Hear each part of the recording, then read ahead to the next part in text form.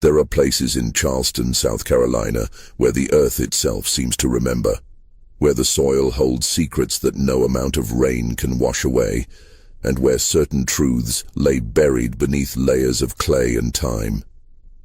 In the spring of 1847, city surveyors began documenting something that defied every natural law they understood. Across 7 different plantations spanning the low country, from the Ashley River to the Cooper, from the Sea Islands to the inland swamps, they discovered slave quarters that shared an impossible characteristic. No rats nested in their walls, no snakes slithered beneath their floors, no insects crawled through the cracks in their foundations. The structures stood empty of vermin, as if nature itself had drawn a boundary that no creature would cross. The surveyors noted this peculiarity in their official reports, but those documents were quietly filed away, stamped with a seal that read, "Administrative Review Pending," and never saw public light. What the city officials discovered in those quarters was deemed too disturbing, too politically volatile for the fragile peace of the antebellum South. But the truth has a way of surfacing, even when buried deep. And the story of what really happened in those buildings, what connected them all, what kept the animals away, and what it cost the people forced to live within those walls, reveals something far more chilling than any supernatural tale ever could. Before we continue with the story of Charleston's silent quarters and the surveyor who refused to let the truth stay buried, I need you to do something. If you're fascinated by real historical mysteries that blur the line between documented fact and unsettling truth, hit that subscribe button right now. This channel digs into the darkest corners of American history, the stories that were deliberately forgotten, the truths that powerful people wanted erased. And I want to know, where are you listening from? Drop your state or city in the comments. Let's see how far these forgotten stories can reach. Now, let's return to Charleston, 1847, and meet the man who would spend 3 years of his life unraveling a mystery that would haunt him until his final breath.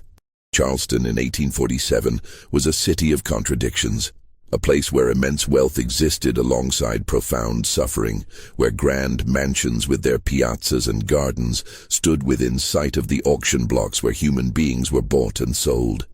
The city had grown prosperous on rice, indigo, and cotton, and that prosperity had created an aristocracy that prided itself on refinement, education, and what they called civilization. The streets were paved with ballast stones brought from distant ports. Gas lamps illuminated the main thoroughfares. The bells of St. Michael's Church rang out over a city that considered itself the jewel of the South. But beneath this veneer of gentility lay a system of brutal exploitation. The low-country plantations that surrounded Charleston were among the most profitable in the nation, and also among the most deadly. The rice fields, with their standing water and malarial mosquitoes, killed enslaved workers at rates that shocked even hardened overseers. The task system used in the region was considered more humane than the gang labor of the cotton plantations further inland. But it was still a system built on the theft of human freedom, on families torn apart, on lives measured only by their economic value. Into this world came Elias Vance, a surveyor and civil engineer from Philadelphia. He was 32 years old in the spring of 1847, a man of medium height with dark hair that was already beginning to gray at the temples, and eyes that colleagues described as unsettlingly observant. Vance had studied at the University of Pennsylvania under some of the finest scientific minds of his generation. He had learned not just the practical skills of surveying, the use of theodolites and chains, the calculation of angles and distances, but also geology, chemistry, and what was then called natural philosophy. He approached the world with a scientist's skepticism and a reformer's conscience. Vance had come to Charleston reluctantly. His firm in Philadelphia had secured a contract with the city to conduct a comprehensive survey of properties in the surrounding low country. The work was meant to establish clear boundaries for tax purposes, to settle disputes between neighboring plantations, and to create accurate maps for a region that had been settled piecemeal over more than a century. It was routine work, the kind that paid well but offered little intellectual stimulation. Vance had accepted the assignment primarily because he needed the money. His father had died the previous year, leaving debts that Elias felt honor-bound to settle. He arrived in Charleston on a humid April morning, when the city was fragrant with the scent of Confederate jasmine, and the harbor was crowded with ships from around the world. He took lodgings in a boarding house on Church Street, run by a widow named Mrs. Talbot, who was known for maintaining a respectable establishment and asking few questions of her tenants.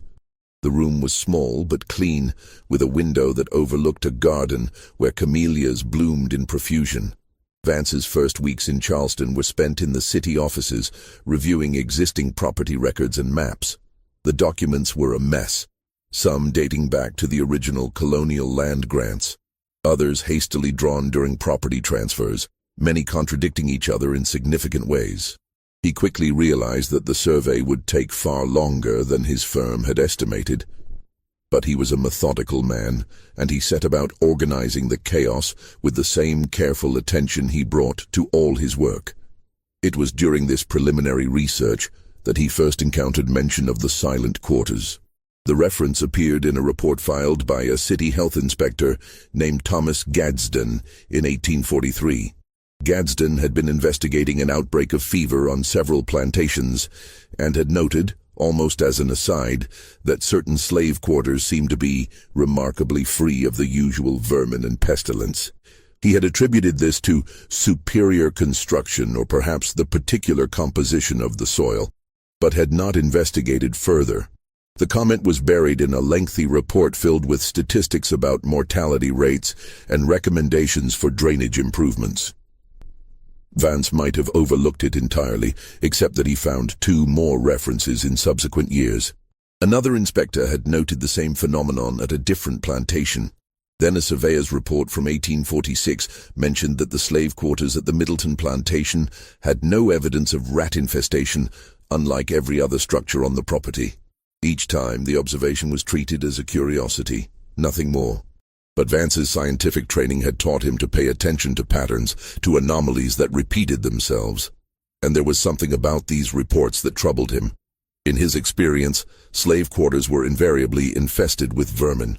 The structures were poorly built, with gaps in the walls and floors that provided easy access for rats and snakes. The inhabitants had few resources to fight infestations. Food scraps and waste attracted pests. It was one of the many cruelties of the system, that people were forced to live in conditions that would have been considered intolerable for livestock. So how could multiple quarters across different plantations be free of vermin? What could possibly explain such a consistent anomaly? Vance decided to investigate. It would mean deviating from his assigned work, spending time on something that had no bearing on property boundaries or tax assessments. But his curiosity was aroused, and he had never been good at ignoring questions that demanded answers. He began by requesting permission to visit the plantations mentioned in the reports. This proved more difficult than he had anticipated. Plantation owners in the Charleston Lowcountry were suspicious of outsiders, particularly Northerners, particularly those who asked too many questions about the living conditions of enslaved people. The political tensions between North and South were already running high in 1847. The Mexican-American War was underway, and the question of whether new territories would permit slavery was inflaming passions on both sides. Abolition was a word that could end a conversation or start a fight. But Vance had his official credentials as a surveyor, and he framed his requests in terms of his assigned work. He needed to survey property boundaries, he explained, and that required walking the entire extent of each plantation, including the areas where the quarters were located. Most owners granted permission, though often with conditions. He was to be accompanied by an overseer. He was not to speak with the enslaved people. He was to conduct his work quickly and leave. The first plantation he visited was called Riverside, located about 15 miles up the Ashley River from Charleston. It was a rice plantation, one of the most profitable in the region, owned by a man named Nathaniel Drayton. The main house was a magnificent structure of brick and stucco, surrounded by live oaks draped with Spanish moss. The rice fields stretched for hundreds of acres, divided by a complex system of dikes and canals that allowed the fields to be flooded and drained according to the needs of the crop. The slave quarters at Riverside were located about a quarter-mile from the main house, a row of small wooden structures that housed nearly 200 people. Vance was accompanied by the plantation's head overseer, a man named Cyrus Holt, who made no effort to hide his contempt for the surveyor's interest in the Negro houses. "They're just shacks," Holt said as they walked toward the quarters. "Built cheap, fall apart every few years, we put up new ones. Nothing special about them." But as they approached, Vance noticed something that made him slow his pace. The quarters were indeed crude structures, single-room buildings with palmetto-thatched roofs and walls made of rough-hewn boards. But they were silent in a way that seemed unnatural. There were no sounds of scurrying in the walls, no rustle of movement beneath the floors. And more striking still, there were no snakes sunning themselves on the wooden steps, no rat droppings visible in the dirt around the foundations. Vance asked permission to enter one of the quarters. Holt shrugged and opened the door to a building that was currently unoccupied. Its inhabitants were in the fields. The interior was dim and spare. A few rough pallets on the floor, a small fireplace, some cooking implements. The air smelled of smoke and sweat, and the particular mustiness of old wood. But there was no evidence of vermin, no holes gnawed in the walls, no nests in the corners, no snakeskins shed in the rafters. "You see," Holt said. "Nothing here. Can we get on with the real work?"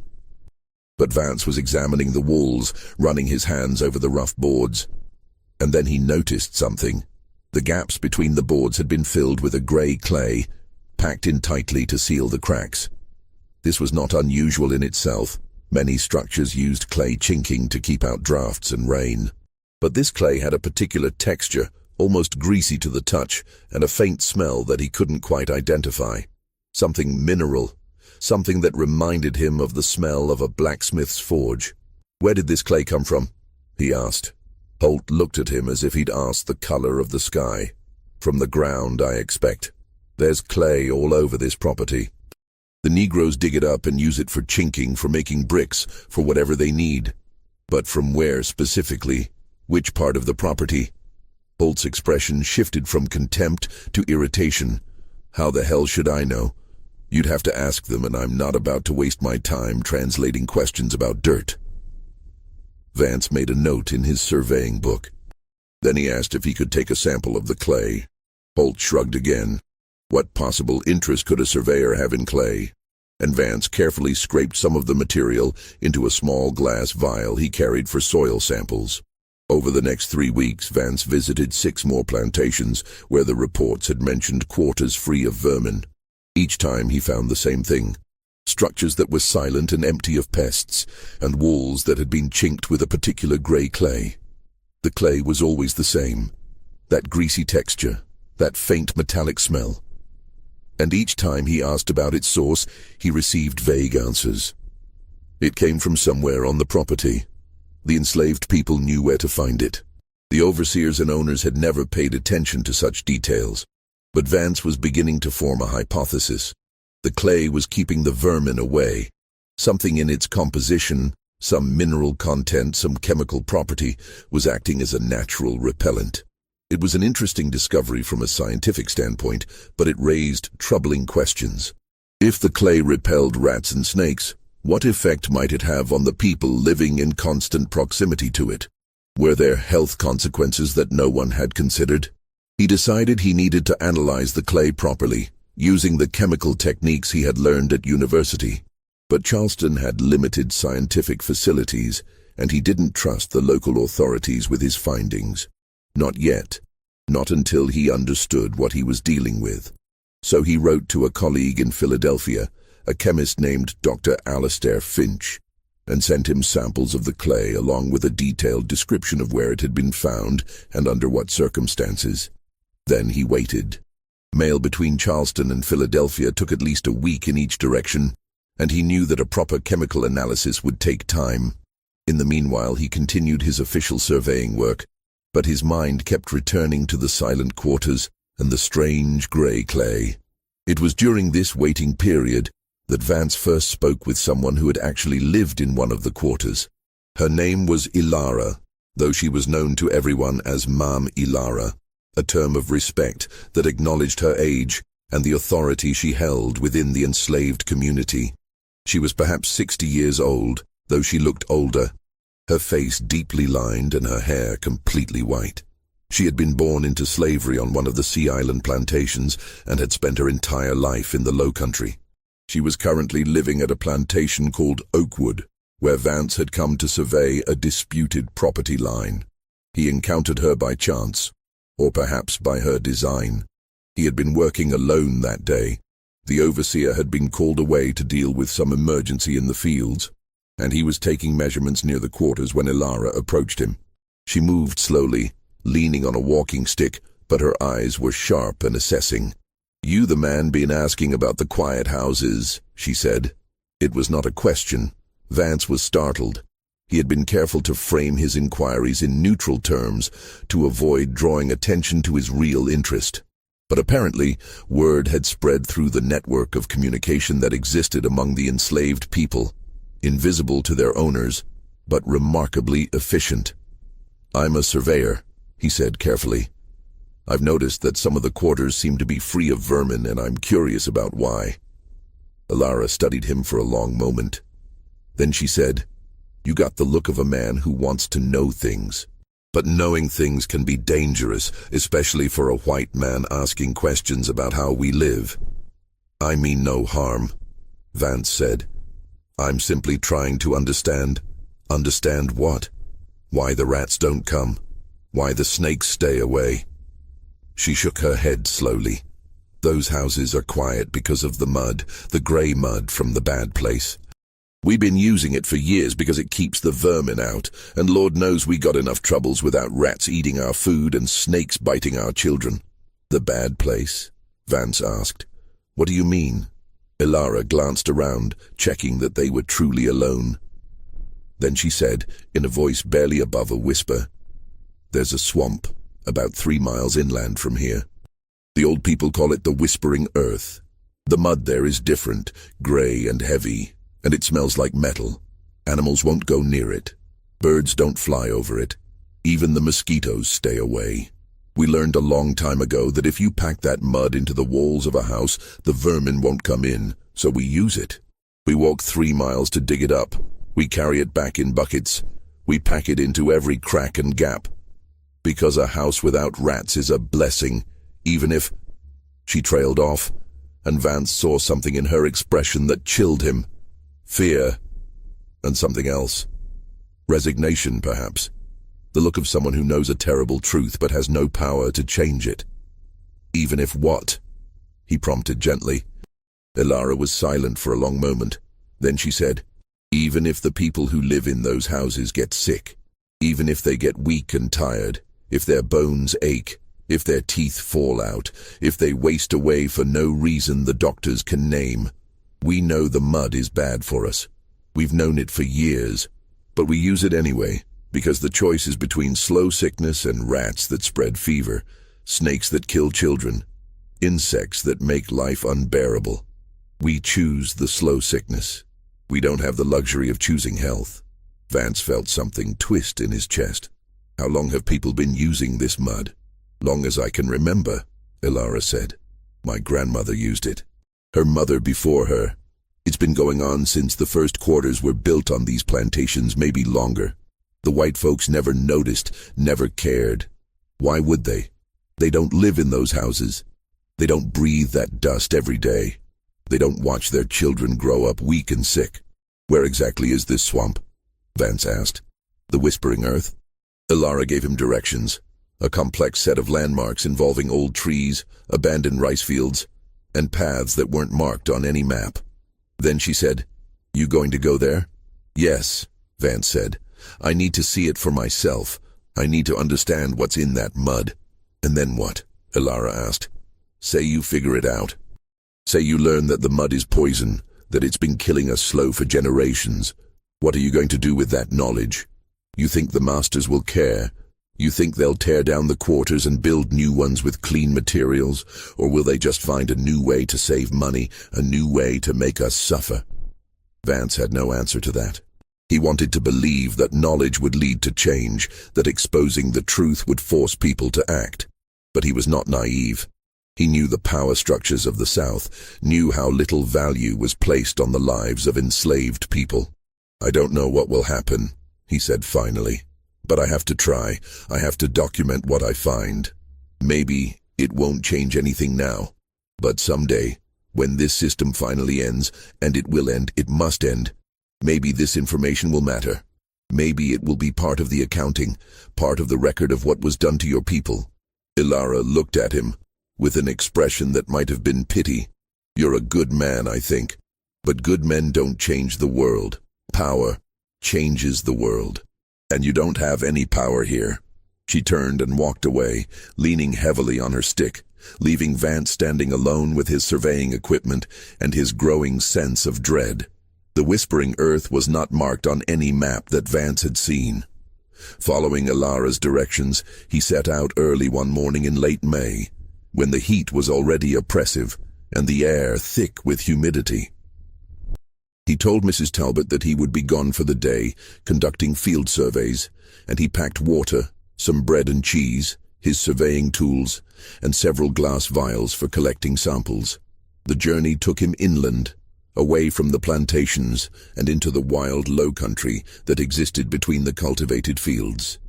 This was a landscape of dense maritime forest, palmetto thickets, and swamps where the water was the color of tea from the tannins leached out of decaying vegetation. The paths were narrow and often flooded, and Vance found himself wading through water that came up to his knees, his boots squelching in the mud. He had been walking for nearly 2 hours when he noticed the change. The forest around him had grown quieter. The constant background noise of birds and insects had faded to near silence. Even the wind seemed to have died, leaving the air still and heavy. And there was a smell, faint at first, but growing stronger as he continued. That same metallic odor he had noticed in the clay samples, but more intense, almost overwhelming. Then he saw it, the swamp that Ilara had called the Whispering Earth. It was perhaps 2 acres in extent, a depression in the landscape where water had pooled and stagnated. But the water was not the dark tea color of normal swamp water. It was gray, almost milky, with an oily sheen on its surface. The trees around the edges were dead or dying, their bark peeling away to reveal pale wood beneath. And the ground at the water's edge was covered with the gray clay, exposed where the water level had dropped during the dry season. Vance approached slowly, every instinct telling him that this was a place of danger. He could see no animals, no birds in the trees, no turtles sunning on logs, no fish breaking the surface of the water. The silence was absolute, broken only by the sound of his own breathing and the squelch of his boots in the mud. He knelt at the edge of the swamp and examined the clay. It was exactly like the samples he had collected from the quarters. That same greasy texture, that same metallic smell. He filled several vials with the material, being careful not to let it touch his skin more than necessary. Then he took out a small notebook and began to sketch the area, noting the dead trees, the color of the water, the absence of life. As he worked, he became aware of a sound. It was very faint, almost at the edge of hearing, a kind of whisper or susurrus that seemed to come from the swamp itself. He realized it was the sound of gas bubbles rising through the water and bursting at the surface, releasing whatever compounds were trapped in the sediment below. It was a natural phenomenon, but in the eerie silence of the place, it sounded almost like voices, like the earth itself was speaking in a language he couldn't understand. The Whispering Earth. Now he understood the name. He spent perhaps an hour at the swamp, collecting samples and making observations. Then, as the sun climbed higher and the heat became unbearable, he began the long walk back to Charleston. His mind was racing with possibilities. What was in that clay? What mineral or chemical gave it those properties, the ability to repel animals, the greasy texture, the metallic smell? And most importantly, what effect did it have on human health? He thought of Ilara's words. The people who live in those houses get sick. They get weak and tired. Their bones ache. Their teeth fall out. Those were symptoms of something, some kind of poisoning or deficiency. But what? When he returned to his boarding house that evening, exhausted and covered in mud, he found a letter waiting for him. It was from Dr. Alistair Finch in Philadelphia, responding to the clay samples Vance had sent weeks earlier. Vance tore open the envelope with shaking hands and read, "My dear Vance, I have completed my analysis of the clay samples you sent, and I must confess that the results are both fascinating and deeply troubling. The material contains extraordinarily high concentrations of several heavy metals, most notably lead, arsenic, and mercury. The lead content alone is sufficient to explain the absence of vermin. Rats and snakes are highly sensitive to lead poisoning and will avoid areas where it is present in the environment. However, I must stress that these same properties make the clay extremely dangerous to human health. Chronic exposure to lead causes a constellation of symptoms including fatigue, weakness, abdominal pain, cognitive impairment, and in severe cases, death. Arsenic and mercury have similar effects. If people are living in structures where this clay has been used extensively, they are essentially being poisoned slowly over the course of years or decades. The source of these metals is likely geological. There must be some mineral deposit in the area where the clay is found that is leaching these compounds into the soil and water. Such deposits are not uncommon in coastal regions, but they are usually avoided for habitation precisely because of their toxic properties. I urge you to bring this matter to the attention of the relevant authorities immediately. If what you describe is accurate, that this clay has been used in the construction of housing for enslaved people across multiple plantations, then we are looking at a public health crisis of significant proportions. Please write to me with any further developments. I remain your colleague and friend, Dr. Alistair Finch. Vance read the letter 3 times, his hands trembling. He had suspected that the clay was harmful, but the reality was worse than he had imagined. Lead, arsenic, mercury, these were poisons, pure and simple, and people had been living with them, breathing the dust, touching the walls, for generations.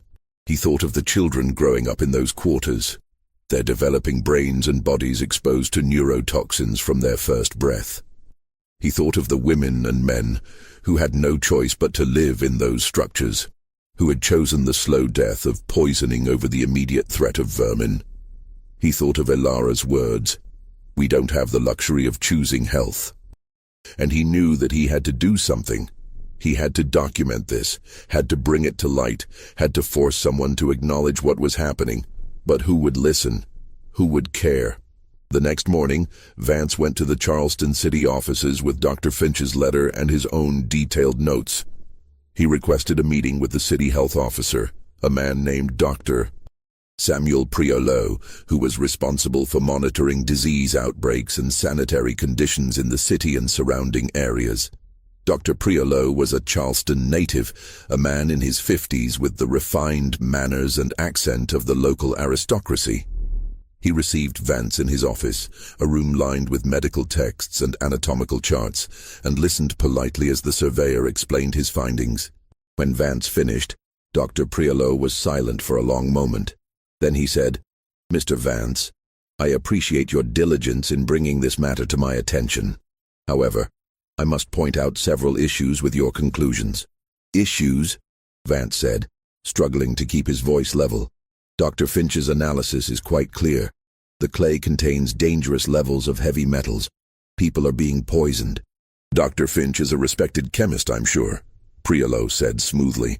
"But he is analyzing samples in a laboratory in Philadelphia, far removed from the actual conditions here.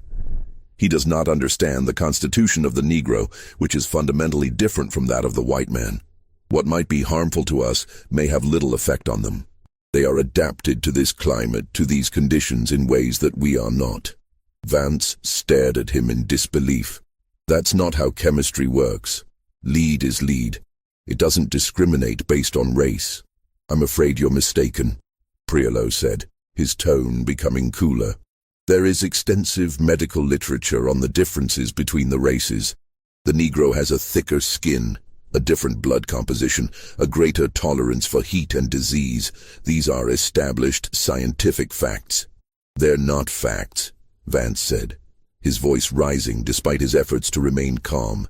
They're justifications, excuses for treating people as less than human. Priolo's expression hardened. Mr. Vance, I understand that you come from Philadelphia, where certain progressive ideas are fashionable, but you are in Charleston now, and you would do well to remember that. The institution of slavery is the foundation of our economy and our society. It is protected by law and by custom, and I will not allow unfounded accusations about the health conditions of slave quarters to be used as ammunition by abolitionists and troublemakers. These aren't unfounded accusations, Vance said. I have chemical analysis, I have samples, I have testimony from people who have lived in these quarters and watched their families sicken and die. Testimony from slaves, Priolo said, his voice dripping with contempt. Slaves who would say anything to cause trouble for their masters. That's your evidence? Vance realized that he was getting nowhere. Priolo had no interest in the truth.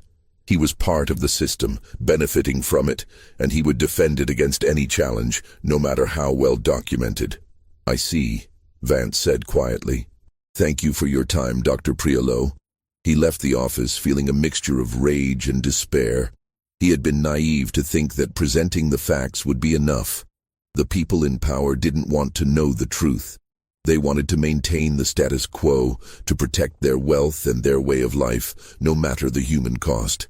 But Vance was not ready to give up. If the local authorities wouldn't act, perhaps he could find other avenues.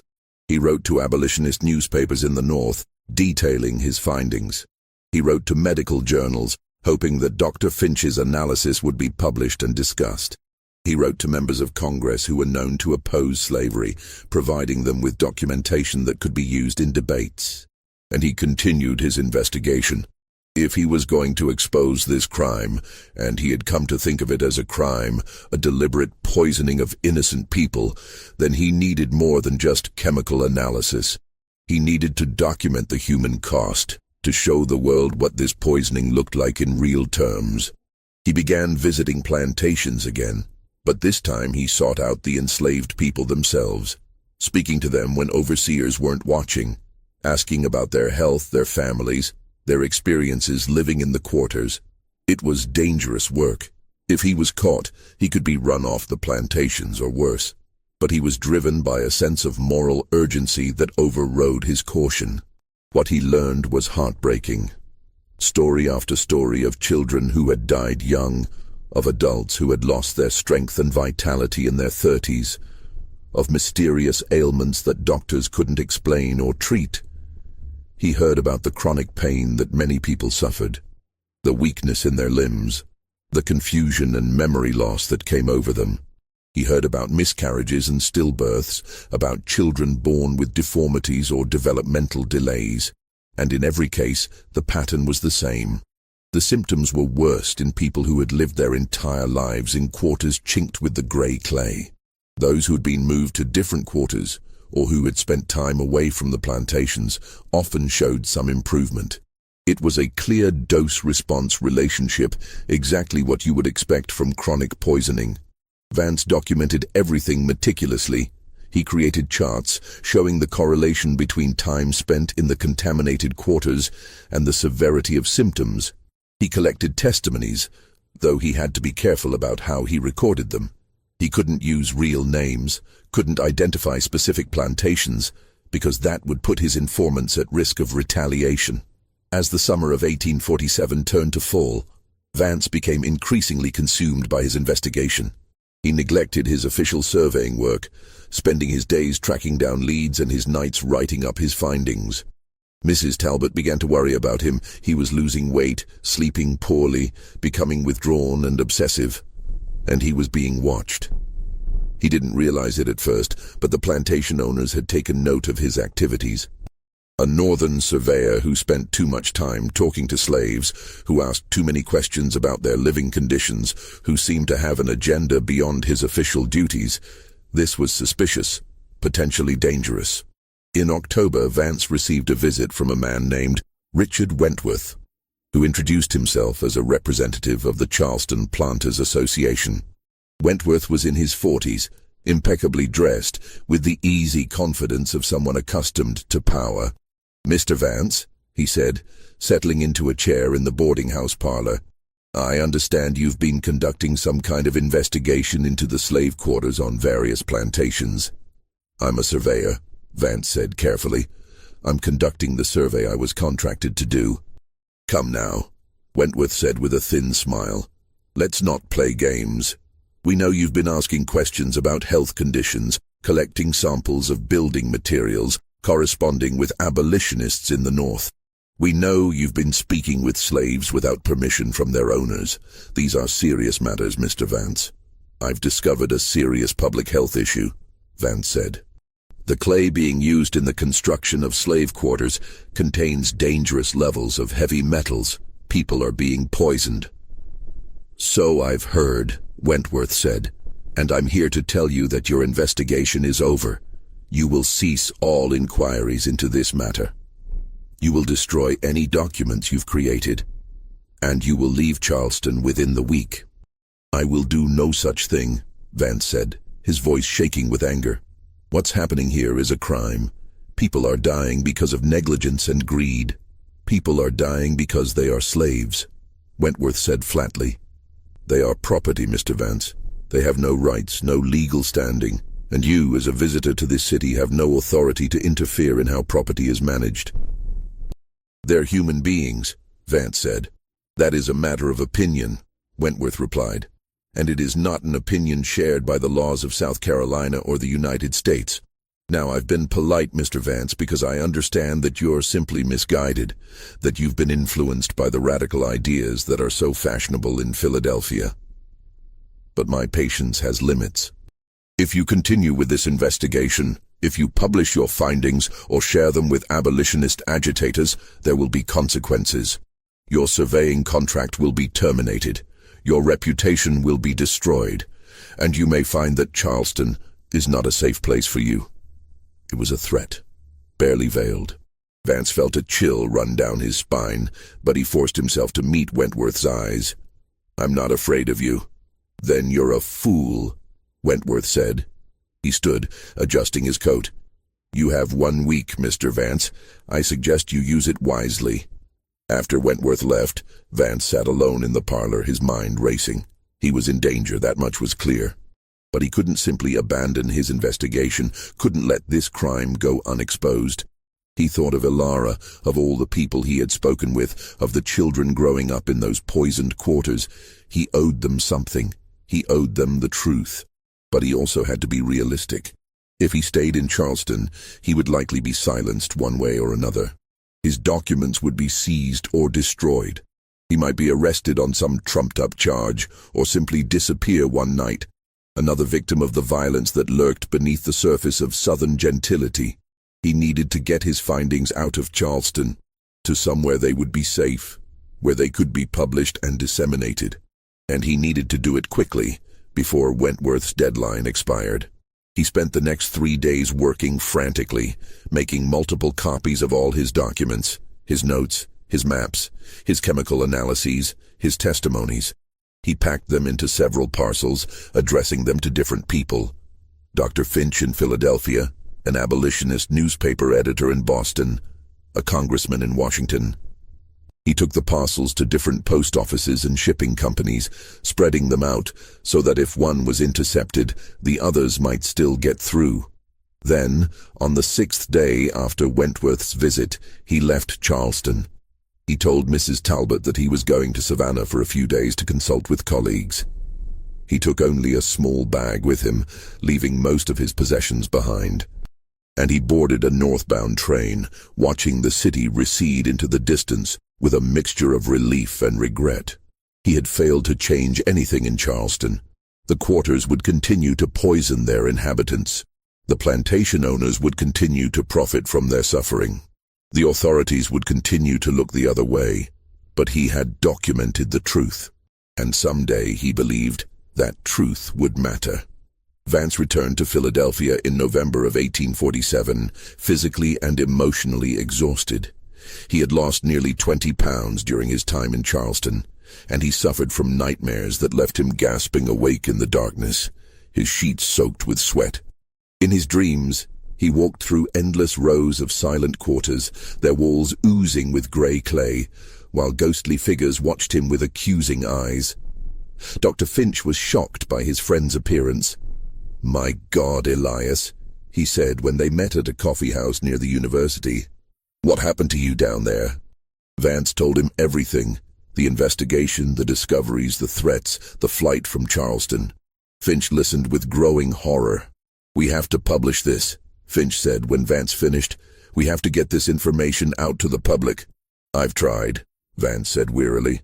"I sent copies of my findings to newspapers, to medical journals, to politicians. Most haven't responded. Those that have, they're not interested. The northern papers say it's too inflammatory, that it will be dismissed as abolitionist propaganda. The medical journals say they need more rigorous scientific evidence, that testimonies from slaves aren't reliable data. The politicians say they can't act without official reports from local authorities, and we both know those authorities will never acknowledge the problem." "So what do we do?" Finch asked. "I don't know," Vance admitted. "I feel like I'm shouting into a void. I have the truth, I have the evidence, but no one wants to hear it." But Finch was not ready to give up. He was a member of the American Philosophical Society, one of the oldest and most prestigious scientific organizations in the country. He proposed that Vance present his findings at one of the society's meetings, framing it as a case study in environmental toxicology rather than a political statement about slavery. Vance agreed, though he was skeptical about what it would accomplish. He spent the next several weeks preparing a formal presentation, complete with chemical analyses, maps, and statistical data. He deliberately downplayed the human element, focusing instead on the scientific aspects: the composition of the clay, the mechanism by which heavy metals leach into the environment, the dose-response relationships in chronic poisoning. The presentation took place on a cold evening in January of 1848. The audience consisted of about 30 people: professors, physicians, chemists, and other members of the scientific community. Vance spoke for nearly an hour, his voice steady despite his nervousness, presenting his findings with the same careful precision he had used in his surveying work. When he finished, there was a long silence. Then the questions began. "How can you be certain that the symptoms you describe are caused by the clay and not by other factors?" one physician asked. "Slaves live in conditions of extreme hardship. They suffer from malnutrition, overwork, exposure to disease. Any of these could explain the health problems you observed." "I accounted for those factors," Vance said. "I compared health outcomes between people living in quarters with the contaminated clay and those living in quarters without it, controlling for other variables as much as possible. The correlation is clear and consistent." "But your sample size is small," another scientist objected, "and your data collection methods were informal, shall we say. You relied heavily on anecdotal reports rather than systematic medical examinations." "I worked with the resources I had," Vance said, trying to keep the frustration out of his voice. "I couldn't exactly conduct controlled experiments on human subjects, but the chemical analysis is solid. Dr. Finch can attest to that. The clay contains dangerous levels of lead, arsenic, and mercury. That's not anecdotal, that's measurable, reproducible fact." "No one is disputing the chemical analysis," a third man said. This was Dr. Morton, a prominent physician and anthropologist. "But I think you're making a logical leap that isn't supported by the evidence. You're assuming that what is toxic to white Europeans is equally toxic to Africans. But there is substantial evidence that different races have different physiological responses to environmental factors. The Negro constitution may be more resistant to these metals than our own." Vance felt his temper rising. "That's pseudo-scientific nonsense," he said sharply.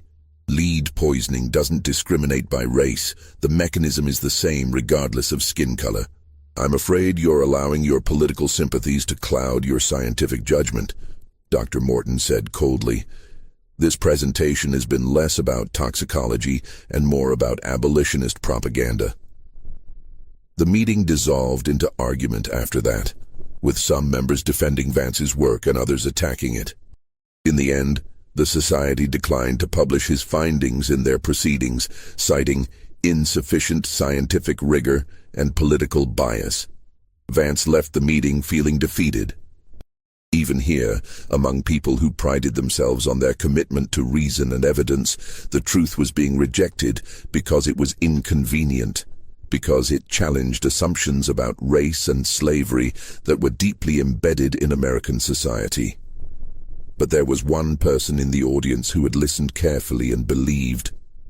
Her name was Catherine Hartwell, and she was the daughter of a wealthy Philadelphia merchant who had made his fortune in shipping. Catherine was 26 years old, unmarried by choice, and deeply involved in the abolitionist movement. She had attended the presentation because she was interested in anything that might provide ammunition against slavery, and she had been riveted by Vance's testimony. She approached him after the meeting, introducing herself and asking if they could speak privately. They met the next day at her family's townhouse, a grand building on Rittenhouse Square. "Mr. Vance," she said, once they were settled in the parlor, "I believe your findings are important, and I want to help you get them published. But I think you've been going about it the wrong way." "What do you mean?" Vance asked. "You've been trying to present this as a purely scientific matter," Catherine said. "But it's not. It's a moral matter, a political matter. The reason people are rejecting your work isn't because the science is flawed. It's because accepting your conclusions would require them to acknowledge that slavery is even more monstrous than they already know it to be. And most people, even those who consider themselves enlightened, aren't ready to do that." "So what do you suggest?" Vance asked. "Stop trying to convince scientists and politicians," Catherine said. "Go directly to the public. Tell your story in a way that makes people feel the horror of what you discovered. Make them see the human cost, not just the chemical formulas." "I tried that," Vance said. "The newspapers won't publish it." "The mainstream newspapers won't," Catherine agreed. "But there are abolitionist publications that will. And there are lecture circuits, speaking tours. People will pay to hear first-hand accounts of the evils of slavery. You could reach thousands of people that way." Vance was hesitant. He was not a natural public speaker, and the idea of turning his investigation into a kind of performance made him uncomfortable. But Catherine was persuasive, and he was desperate to do something, anything, to make his work matter. Over the next several months, with Catherine's help and connections, Vance began speaking at abolitionist meetings and churches throughout Pennsylvania and New York. He told the story of the silent quarters, of the gray clay and the slow poisoning, of the people who had no choice but to live in those toxic structures. He showed his maps and his chemical analyses. He read excerpts from the testimonies he had collected, being careful to protect the identities of those who had spoken to him. The response was powerful. Audiences were horrified and outraged. Some people wept openly as Vance described the children growing up in those quarters, their bodies and minds damaged by toxins they couldn't see or understand. Others shouted demands for justice, for action, for an end to the system that allowed such atrocities. But Vance also faced hostility. At several events, pro-slavery agitators disrupted his talks, shouting him down or threatening violence. He received anonymous letters calling him a liar, a traitor, a race mixer. One night, someone threw a brick through the window of his lodgings, with a note attached that read, "Go back to Charleston, and we'll give you a proper Southern welcome." Despite the dangers, Vance continued his speaking tour throughout 1848 and into 1849. He became a minor celebrity in abolitionist circles, his story cited as evidence of slavery's inherent cruelty. Frederick Douglass mentioned him in a speech, Harriet Beecher Stowe, wrote him a letter expressing her admiration for his courage. But Vance took no pleasure in the attention.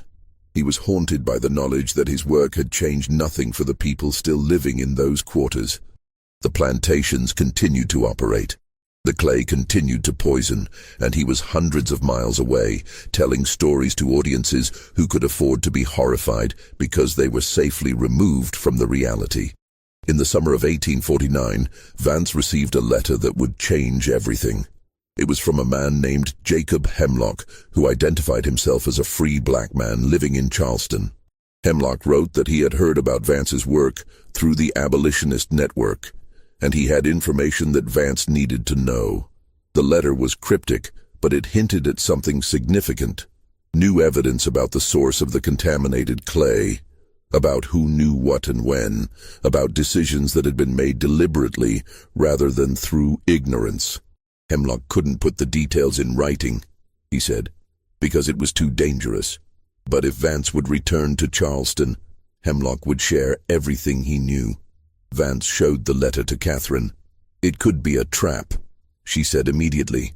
"You know there are people in Charleston who would love to get their hands on you." "I know," Vance said. "But what if it's real?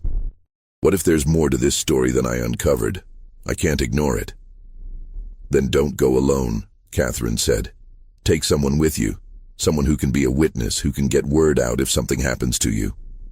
In the end, Vance decided to return to Charleston, but he took precautions. He arranged for regular letters to be sent to Catherine and Dr. Finch, so that if he disappeared, they would know something was wrong. He traveled under an assumed name, and he carried a pistol, though he had never fired one in his life, and doubted he would have the courage to use it if it came to that. He arrived in Charleston in August of 1849, nearly 2 years after he had fled the city.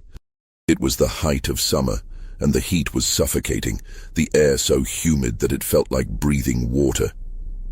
He took a room at a different boarding house in a different part of the city, and sent word to Jacob Hemlock through the address provided in the letter. 2 days later, Hemlock came to meet him. He was a man in his 50s with gray hair and the careful, guarded manner of someone who had learned to navigate a world that was hostile to his existence. Free blacks in Charleston occupied a precarious position. They had some legal rights, but they were constantly under suspicion, subject to restrictions and harassment. They met in Vance's room, with the door locked and the curtains drawn. Hemlock got straight to the point. "What you found about the clay is true," he said. "But it's worse than you know. It wasn't ignorance, Mr. Vance. It was deliberate." Vance felt his blood run cold. "What do you mean?" "I mean that the plantation owners knew," Hemlock said. "They knew the clay was poisonous. They knew it was making people sick. And they used it anyway, because it was cheap and because it kept the vermin out, and because they didn't care what happened to the people living in those quarters." "How do you know this?" Vance asked. "Because I used to work for one of them," Hemlock said. "Before I bought my freedom, I was a house servant for a man named Nathaniel Drayton. You know him?" Vance nodded. "Riverside Plantation, the first place he had investigated. Drayton kept records," Hemlock continued. "Detailed records of everything. Crop yields, expenses, slave purchases, medical costs. And in those records, there are notes about the quarters, about how using the gray clay from the Whispering Earth reduced the cost of construction and eliminated the need for pest control, about how the slaves who lived in those quarters had higher rates of sickness and death. But that was acceptable because the savings on construction and maintenance more than offset the cost of replacing them." Vance felt sick. He calculated it. He weighed the cost of human lives against the cost of building materials. "That's exactly what he did," Hemlock said. "And he wasn't the only one." The plantation owners talked about it among themselves. They shared information about where to find the clay, how to use it most effectively. It was a business decision, Mr. Vance. A cold, rational business decision that treated human beings as nothing more than livestock, as assets to be managed for maximum profit. "Where are these records?" Vance asked. "Can you get them?" Hemlock shook his head. Drayton keeps them in a safe in his study. I don't have access anymore. But I know they exist, and I know what they say because I saw them when I was still in his household. I was taught to read and write. Drayton's wife insisted on it, said it made me more useful. And sometimes I was asked to help with copying documents. That's how I saw the notes about the quarters. Would you testify to this? Vance asked. Would you be willing to make a sworn statement? Hemlock laughed bitterly. Who would believe the testimony of a black man against a white plantation owner? Even if I could testify, and I'm not sure I legally can, it would be my word against his. And we both know whose word would be given more weight. But if we could get the records themselves, Vance said, his mind racing. If we could get documentary evidence, something that couldn't be dismissed as hearsay or bias. You're talking about breaking into Drayton's house, Hemlock said flatly. You're talking about theft. That's a crime, Mr. Vance, a serious crime. You'd be risking prison or worse. I know, Vance said. But those records could prove everything. They could show that this wasn't negligence, it was deliberate poisoning. That could change the whole conversation about slavery, could provide legal grounds for prosecution. Or it could get you killed, Hemlock said.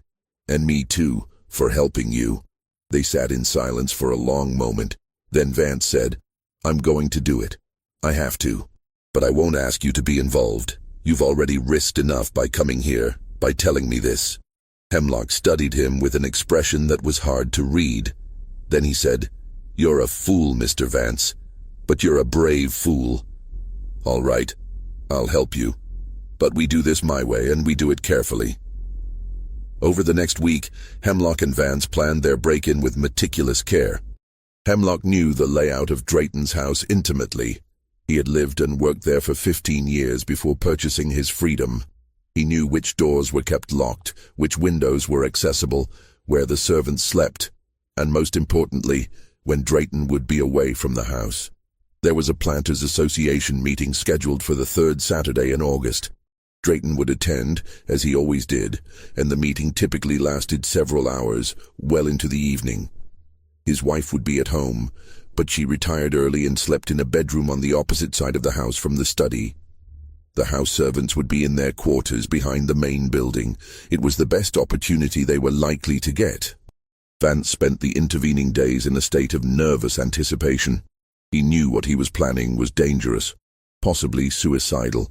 If he was caught, he would be arrested, tried, and almost certainly convicted. As a northerner who had already made himself unwelcome in Charleston, he could expect no mercy. And Hemlock would face even worse consequences. A black man involved in robbing a white man's house would likely be lynched before he ever saw the inside of a courtroom. But Vance couldn't shake the conviction that this was necessary. The records Hemlock described could be the evidence he needed to prove that the poisoning of the quarters was not an accident, not a result of ignorance, but a deliberate choice made by people who valued profit over human life. That evidence could change the national conversation about slavery, could provide ammunition for abolitionists, could even lead to legal action. On the night of the break-in, Vance met Hemlock at a predetermined location, a small warehouse near the docks that was used for storing cotton bales. They waited until well after dark, until the streets were mostly empty and the gas lamps cast long shadows. Then they made their way to Drayton's house, moving carefully through the back alleys and gardens of the city. The house was a grand structure on Meeting Street, 3 stories of brick and stucco with a wide piazza facing the street. But Hemlock led Vance around to the back, to a small door that opened into the kitchen. He produced a key. He had kept it when he left Drayton's service, a small act of defiance that he had never expected to use. The door opened silently, and they slipped inside. The kitchen was dark and empty, smelling of old smoke and spices. They moved through it quickly, into a hallway, and then to the study. The study was exactly as Hemlock had described, a large room lined with bookshelves, with a massive desk in the center and a safe built into the wall behind it. Vance felt his heart pounding as he approached the safe. This was the moment of truth. If Hemlock was wrong about the records, if they had taken this risk for nothing, But Hemlock was already working on the safe. He had brought tools, a set of lockpicks that he had acquired from sources he didn't explain. He worked by the light of a small lantern, his fingers moving with surprising dexterity. It took nearly 20 minutes, minutes that felt like hours to Vance, who stood watch by the door, listening for any sound of movement in the house. But finally, there was a soft click, and the safe door swung open. Inside were stacks of papers, ledgers, and bound volumes. Hemlock began sorting through them quickly, his eyes scanning the pages by lantern light. Then he pulled out a leather-bound ledger and opened it. "This is it," he whispered. "This is Drayton's personal record book. Look." Vance leaned over his shoulder and read by the flickering light. The entries were written in a neat, precise hand, recording expenses and income, purchases and sales. And there, on a page dated 1839, was an entry that made Vance's blood run cold. Constructed new quarters for field hands using clay from the western swamp. Material costs reduced by 60% compared to standard construction. Note: clay appears to repel vermin effectively, eliminating need for pest control measures. Some reports of increased sickness among inhabitants, but mortality rates remain within acceptable parameters for field labor. Net savings: $200 annually. There were more entries over the following years, tracking the experiment with the clay quarters. Drayton had noted the health effects, the weakness, the bone pain, the cognitive decline, but he had framed them purely in economic terms. How much did it cost to replace a worker who died young versus the savings on construction and pest control? The calculations were there, cold and precise, reducing human suffering to a matter of dollars and cents. "My God," Vance whispered. He knew. He knew exactly what he was doing. "Keep reading," Hemlock said grimly. Vance turned the pages and found more. Drayton had shared his findings with other plantation owners. There were notes about meetings where the use of the clay was discussed, where the health effects were acknowledged but deemed acceptable given the cost savings. There were even references to a collective decision to keep the information quiet, to avoid agitation from abolitionist elements who might use it as propaganda. It was all there. The evidence Vance had been seeking. Proof that the poisoning was deliberate, that it was part of a calculated strategy to maximize profit at the expense of human life. "We need to take this," Vance said. "We need to get this out of here." "We can't take the whole ledger," Hemlock said. "It would be noticed immediately, but we can copy the relevant pages." They had brought paper and pencils for this purpose. Working as quickly as they could, they copied the incriminating entries, Vance writing while Hemlock held the lantern and kept watch. It took nearly an hour, and every minute was agony, the fear of discovery a constant weight on Vance's chest. Finally, they finished. Hemlock returned the ledger to the safe and closed it, making sure everything looked exactly as they had found it. Then they slipped back out of the house, retracing their steps through the kitchen and out into the night. They didn't speak until they were several blocks away, back in the relative safety of the warehouse district. Then Hemlock said, "You have what you need. Now get out of Charleston. Tonight, if you can. Don't wait." "What about you?" Vance asked. "I'll be fine," Hemlock said. "I know how to be invisible in this city, but you're a marked man. If Drayton or any of the others suspect you were involved in this, they'll come after you, and they won't be gentle." Vance nodded. He knew Hemlock was right. He had what he came for, and now he needed to get it to safety, to people who could use it. They parted ways in the darkness, Hemlock disappearing into the maze of alleys with the ease of long practice, Vance heading back to his boarding house to collect his few belongings. He would take the first train north in the morning, would carry the copied pages back to Philadelphia, would finally have the evidence he needed to prove what had been done. But as he walked through the empty streets, he couldn't shake the feeling that he was being watched. Several times he stopped and looked around, but saw nothing, just shadows and silence, and the distant sound of the harbor. He was almost back to his boarding house when he heard footsteps behind him. He turned and saw 3 men emerging from an alley. They were rough-looking, the kind of men who did the dirty work that gentlemen didn't want to soil their hands with. "Mr. Vance," One of them said, "We've been looking for you." Vance's hand went to the pistol in his coat pocket, but he knew it was useless. He was outnumbered, and he had never been a fighter. "What do you want?" he asked, trying to keep his voice steady. "Mr. Wentworth wants to have a word with you," the man said. "About your activities tonight. About your visit to a certain house on Meeting Street." Vance felt his stomach drop. They knew. Somehow they had known he was in Charleston, had been watching him, had seen him break into Drayton's house. "I don't know what you're talking about," he said. "Don't play stupid," the man said. "You're coming with us, now." They grabbed him before he could react, strong hands gripping his arms, dragging him back into the alley. He tried to struggle, tried to shout, but a hand clamped over his mouth, and then something hit him hard on the back of the head, and the world went dark. Vance woke to pain and darkness. His head throbbed where he had been struck, and his hands were bound behind his back. He was lying on a hard floor, and the air smelled of mold and stagnant water. He tried to move and found that his ankles were also tied. Gradually his eyes adjusted to the darkness. He was in some kind of cellar or basement, with stone walls and a low ceiling. A thin line of light showed beneath a door at the top of a short flight of stairs.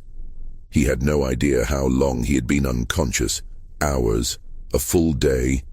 His mouth was dry and his body ached from lying on the cold stone. Then he heard footsteps above, and the door opened. Light flooded down the stairs, blinding him momentarily. Two figures descended, Richard Wentworth and another man Vance didn't recognize. "Mr. Vance," Wentworth said, his voice cold and precise, "I warned you what would happen if you returned to Charleston. I told you there would be consequences, but you didn't listen." "Where am I?" Vance asked, his voice hoarse. "Somewhere no one will find you," Wentworth said. "Somewhere we can have a private conversation about what you stole from Mr. Drayton's house." "I didn't steal anything," Vance said. "Don't lie," Wentworth said. "We know you broke into the house. We know you accessed the safe. We know you copied documents. The question is, what did you do with those copies?" Vance said nothing. The papers were in his coat pocket, or at least they had been. He had no idea if his captors had already searched him and found them. Wentworth seemed to read his thoughts. He reached into his own coat and pulled out the folded sheets of paper that Vance had so carefully copied. "Looking for these?" Vance's heart sank. All that risk, all that effort, and now the evidence was in the hands of the very people it incriminated. "These are very interesting," Wentworth continued, unfolding the papers and scanning them. "Very damaging if they were to become public. Proof that Mr. Drayton and others knowingly used toxic materials in the construction of slave quarters. Proof that they calculated the cost of human life against the cost of building materials. This could cause quite a scandal, Mr. Vance. It could even lead to legal action, though I doubt any court in South Carolina would convict a white man based on the testimony of slaves." "Then why do you care?" Vance asked. "If you're so confident that nothing will come of it?" "Because I don't want the hassle," Wentworth said. "I don't want northern newspapers running stories about the horrors of slavery and using these documents as evidence. I don't want abolitionist agitators waving these papers at rallies and demanding justice. It's bad for business, Mr. Vance. It creates instability, and instability is expensive." "So what are you going to do?" Vance asked. "Kill me?" "That depends on you," Wentworth said. "If you cooperate, if you tell me who else knows about this, who you've shared information with, then perhaps we can come to an arrangement.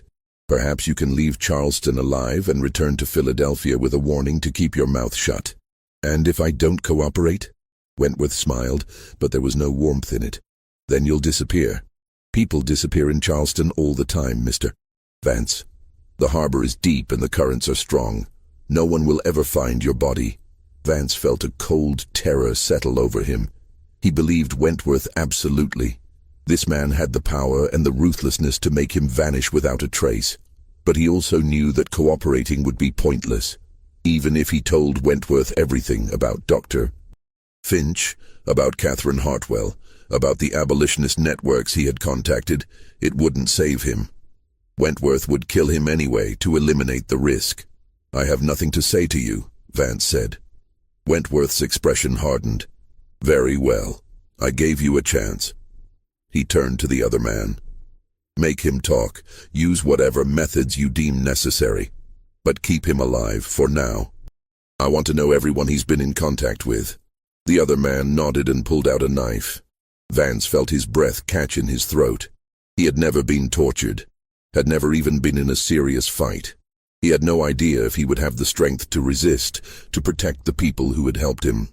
But before the man could approach, there was a sound from above, a loud crash, followed by shouting. Wentworth and his companion froze, looking up at the ceiling.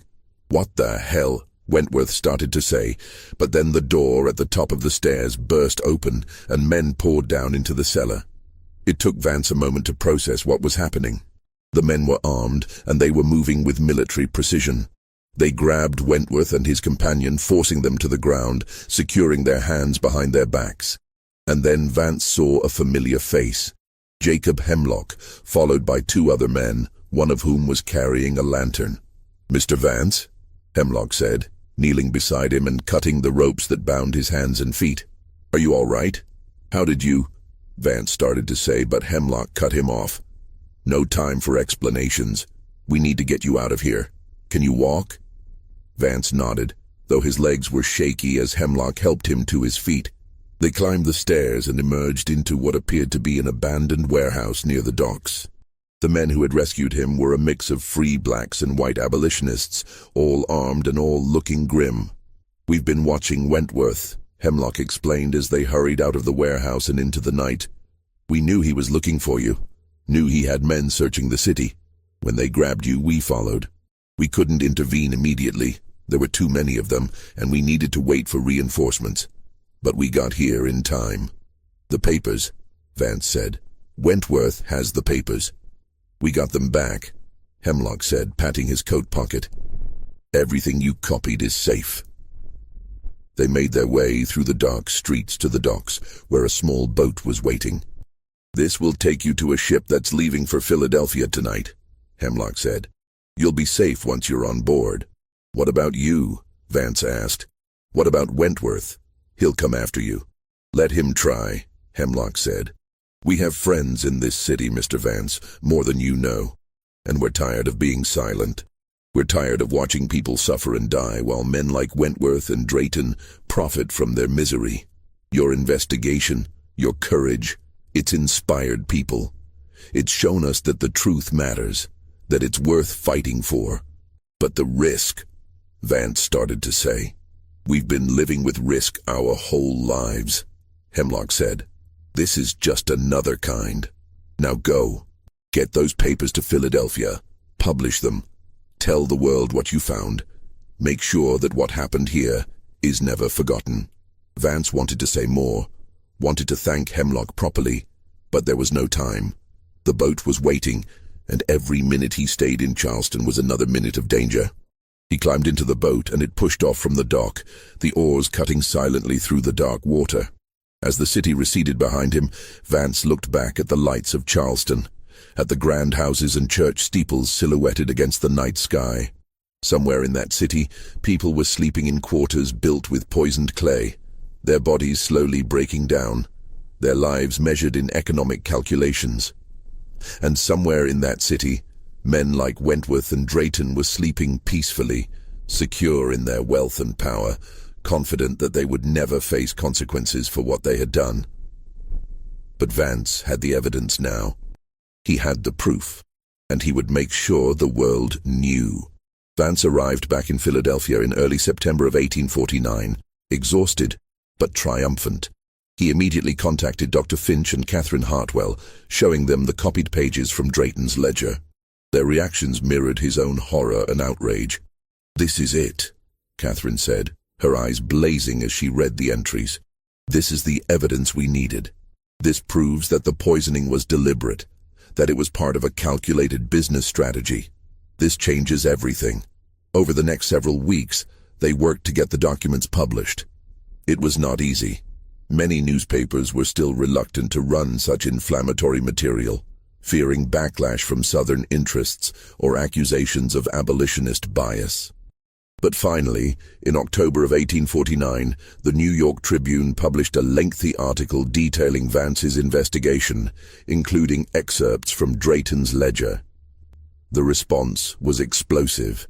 The article was reprinted in newspapers across the North, sparking outrage and demands for action. Abolitionist groups seized on it as proof of slavery's inherent evil. Some Northern politicians called for federal investigations into conditions on Southern plantations. There were even a few voices in the South, mostly from religious leaders and reform-minded individuals, who expressed shock and called for changes in how enslaved people were housed and treated. But there was also fierce resistance. Southern newspapers denounced the article as a fabrication, a piece of abolitionist propaganda designed to inflame tensions. They questioned the authenticity of the documents, suggested that Vance had forged them or taken them out of context.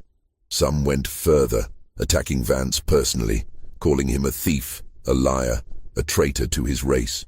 Nathaniel Drayton himself issued a statement denying everything.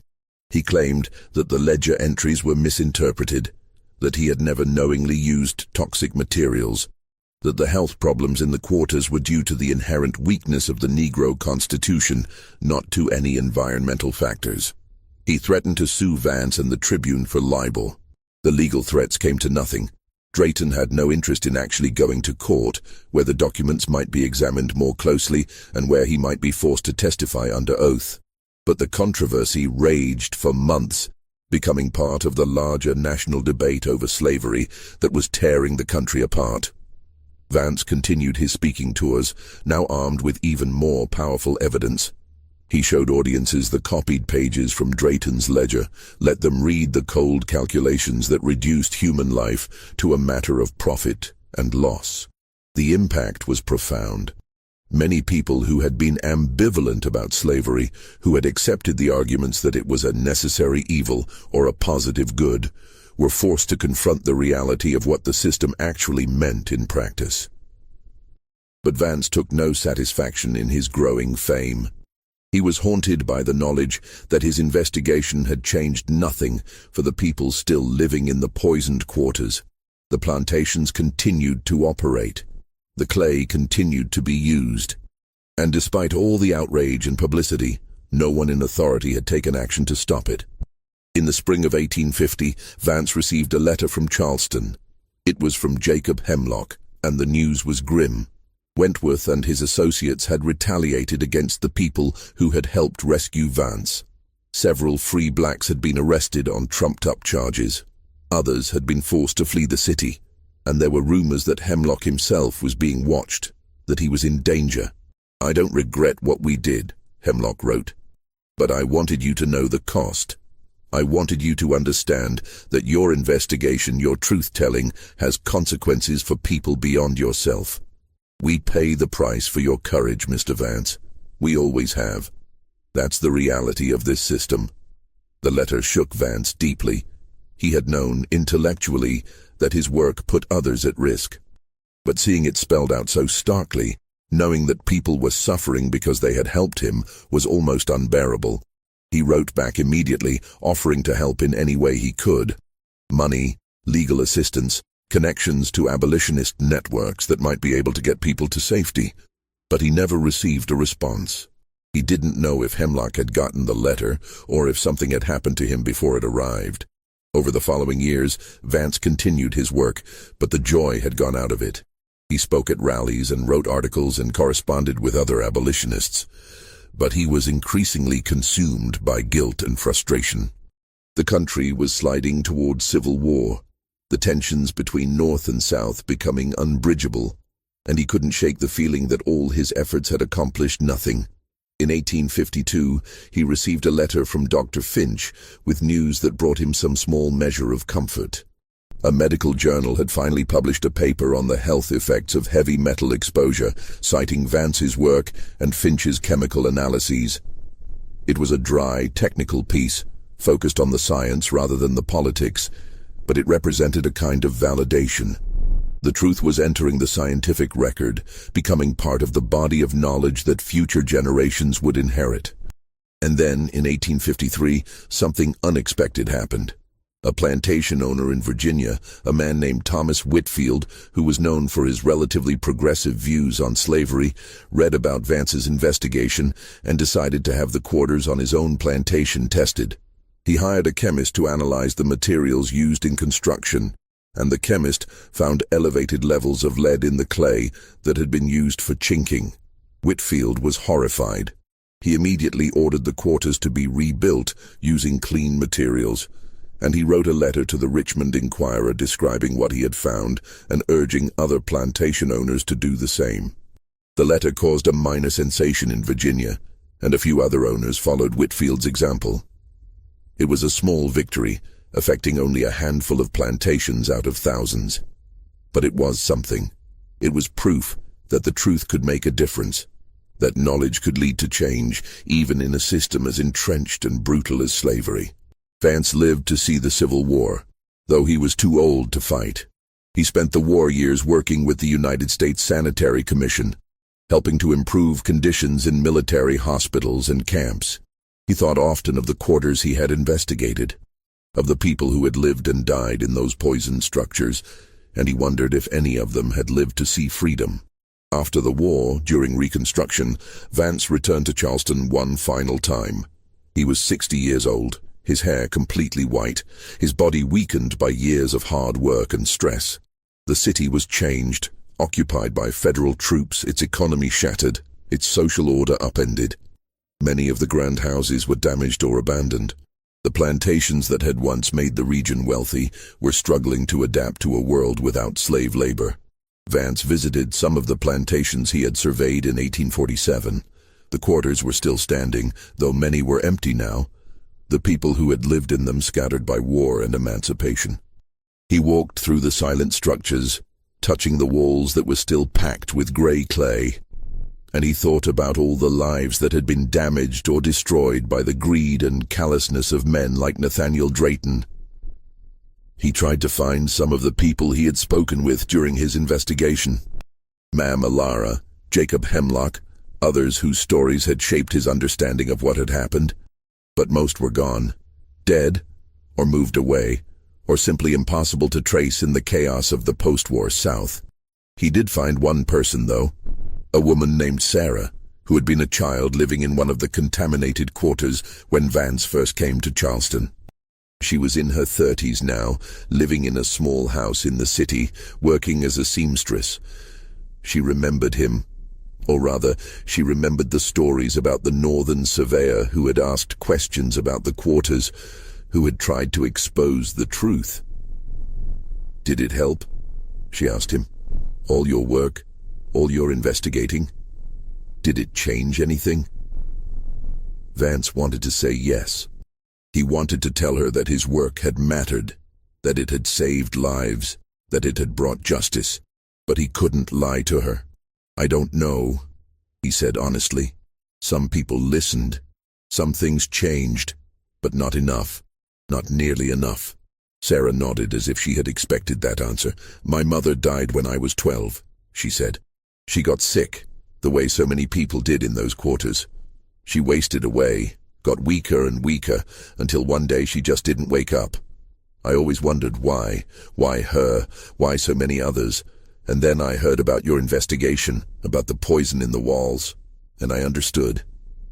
"I'm sorry," Vance said. "I'm so sorry I couldn't do more."